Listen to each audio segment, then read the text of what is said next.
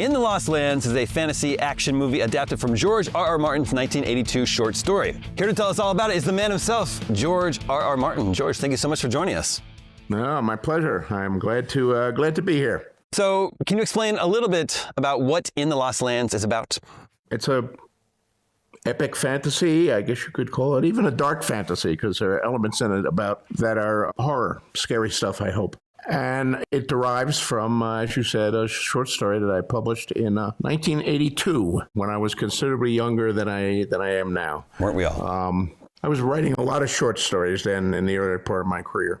Now, I, of course, am most famous for writing these gigantic books that take decades to do and are thousands of pages. But I began with shorter stuff, and In the Lost Lands was one of those. Original anthology called Amazons 2, and reprinted various places since as Dream Songs. And now it's coming to the big screen. So director Paul W.S. Anderson and Milla Jovovich are a strong pairing going all the way back to Resident Evil. What did they bring to this adaptation as collaborators?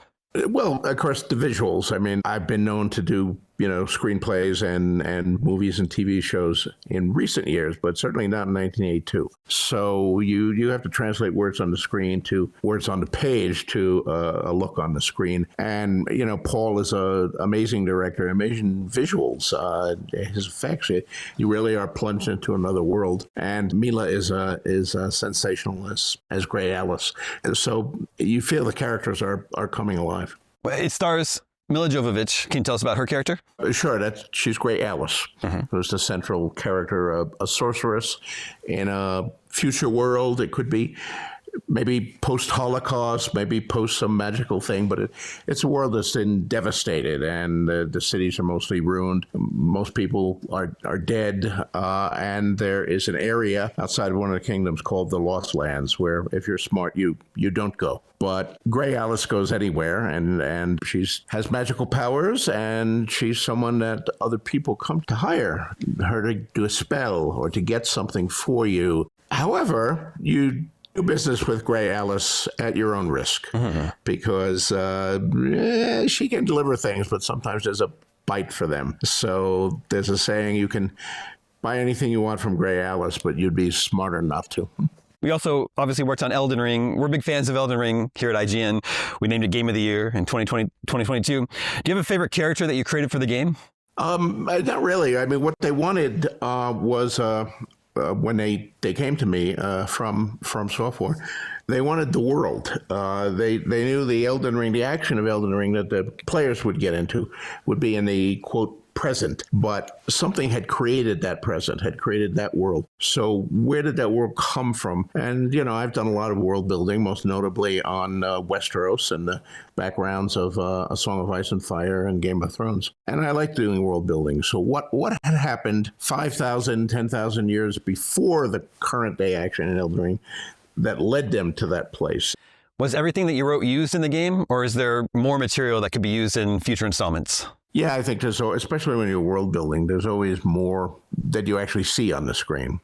And, that's true of any of these big epic fantasies. I mean, you look at Tolkien, and there are hundreds of pages of past history before you get to even the era of The Hobbit, and, dozens of kings and wars and things like that. And Tolkien was, of course, the great genius. All of modern fantasy is really in his shadow. And he did that the way no previous writer had ever done it before. I mean, you got hundreds of pages of background and appendices, made it seem very real, like a real history book. If you look at some of the fantasists who came before him, even great ones, it would always begin with, once upon a time there was a kingdom, and there was the king, and he had a beautiful daughter, and then there was a prince from another land. And half the time they didn't even have names. It was like, then the king said, and that could be very effective with a whole different feel.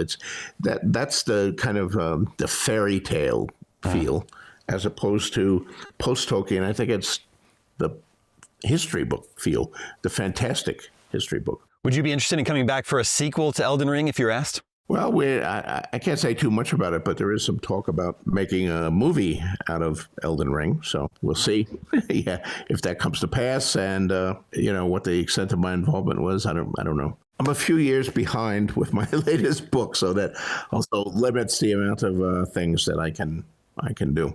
When I wrote In the Lost Lands, and created Grey Alice. She was intended to be a series character. There were a lot of series of fantasy going on about, Conan the Barbarian, many stories about him. Fafhrd and the Grey Mouser, Fritz Leiber, same thing. So I created Grey Alice thinking I could write a series of stories about her. And you still could, because, it's an interesting world. It's written in a short story, so it's not as detailed as some of the other worlds I created, but you could write more short stories about her, even novels, even screenplays. But we'll see. Is this movie a hit? Do they want more stories about Grey Alice? That's for something to be decided down the road. You never know. Well, this is IGN Fan Fest. We know you were a big Fantastic Four fan growing up. Are you looking forward to the new MCU movie? I'm interested in seeing it, certainly, because I am a Marvel fan, and Fantastic Four published some of my letters. So I'll certainly see it. I don't know. I'm a little worried. There have been, 3 previous Fantastic Four movies, or 4? Maybe 4, yeah. 4 would be right. If you count the Roger Corman The one. Roger Corman one, right. The Fantastic Four in the comics was period. It came out in 1961. They were like the first people in space. They were before the Mercury Project or any of that stuff. And they haven't done that with the preceding movies. They've contemporized them. So, yeah, I'm still a comic book and fantasy geek, I'm afraid, deep down.